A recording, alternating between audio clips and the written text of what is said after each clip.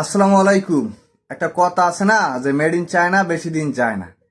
এই যে আপামনি কিছুদিন আগে টিকটকে এই যে লাফানটা লাফাইছে, মেড ইন চায়না জামাইয়ের কোনো গ্যারান্টি নাই, আপামনি অবশেষে বুঝছে।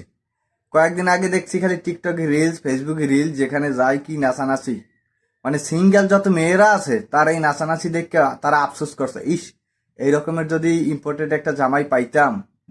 আর এই আপামনির ভিডিও দেখে আমি তো ভাবছিলাম যে সে সোজা চায়নার বেইজিং এ যাইয়ে রাজত্ব করবে, ওইয়ানের মানে রানী হয়ে যাইবে। যাই হোক, অবশেষে কালকে একটা ভিডিও দেখলাম, সে লাইভ আইসা কান্নাকাটি করতেছে, চোখের পানি মুছতেছে, বলতেছে যে চায়নার এই পোলারে বিশ্বাস করাটাই আমার জীবনের সবচেয়ে বড় ভুল। ঠিক আছে, যাই হোক, অবশেষে বুঝছে।